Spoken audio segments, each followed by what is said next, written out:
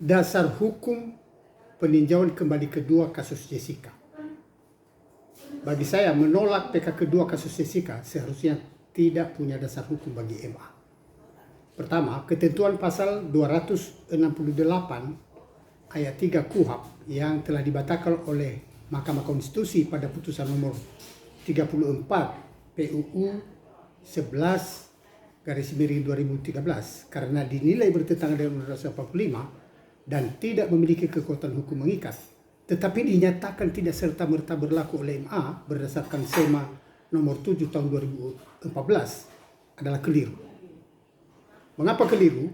Karena alasan yang dikemukakan dalam SEMA tersebut, yakni ketentuan pasal 24 ayat 2 Undang-Undang nomor 48 tahun 2009 tentang kekuasaan kehakiman dan ketentuan pasal 66 ayat 1 Undang-Undang nomor 14 tahun 1985 yang telah diubah dengan Undang-Undang nomor 5 tahun 2004 tentang Mahkamah Agung yang mengatakan bahwa PK hanya boleh satu kali, tidak dapat menganulir keputusan MK.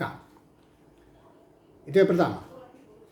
Yang kedua, posisi putusan MK itu bersifat final dan berlaku sejak diucapkan dalam persidangan. Ya, bersifat final dan mengikat.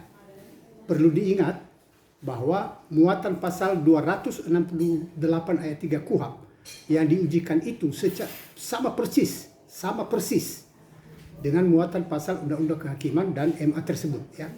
Ini artinya secara substansial ketentuan dalam Undang-Undang Kekuasaan Kehakiman dan MA tersebut telah dibatalkan oleh MK. Yang ketiga, apabila MA berpendapat bahwa putusan MK tidak dapat serta-merta berlaku karena ketentuan dalam Undang-Undang Kekuasaan Kehakiman dan Mahkamah Agung masih berlaku, maka ketentuan tersebut semestinya dikesampingkan. Karena secara substansial sama persis dengan muatan pasal 268 ayat 3 KUHP yang sudah diuji oleh MK dan dinyatakan bertentangan dengan Undang-Undang 45 dan oleh sebab itu tidak memiliki kekuatan hukum mengikat. Yang keempat, kalau MA masih berdalih bahwa sekalipun isinya sama tetapi ketentuan dalam Undang-Undang Kehakiman dan MA masih berlaku dan belum dinyatakan bertentangan dengan Undang-Undang Dasar 45, alasan itu hanya dibenarkan secara formal, bukan secara substansial. Yang kelima, apabila MA masih beranggapan bahwa ketentuan pasal 24 ayat 2 Undang-Undang Kekuasaan Kehakiman dan pasal 66 ayat 1 Undang-Undang MA masih berlaku, maka MA perlu ingat bahwa ada dua ketentuan yang saling bertolak belakang atas hal yang sama. Dan itu berarti tidak boleh hanya dirujuk salah satu, mestinya dua-duanya dirujuk. Tetapi kan tidak mungkin.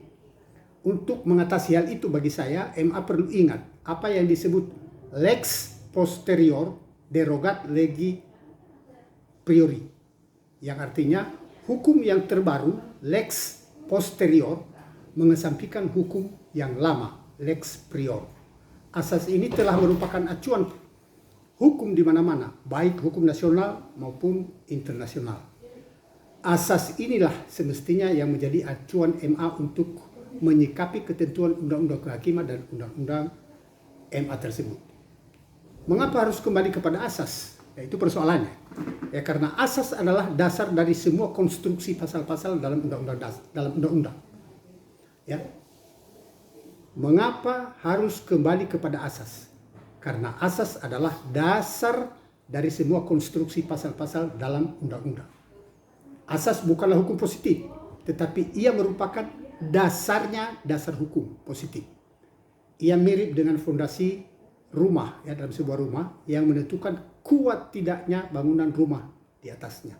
Sebaik-baiknya bangunan rumah di atasnya, kalau fondasinya goyah, rumahnya akan runtuh. Oleh karena itu, ketentuan pasal undang-undang boleh dilanggar, tetapi asas tidak. Jika asas dilanggar, maka sama hanya merusak fondasi sebuah rumah.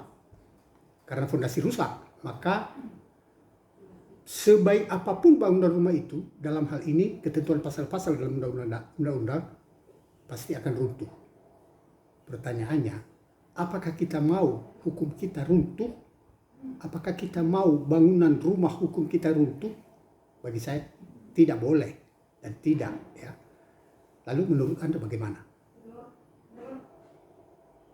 Silakan tulis di kolom komentar.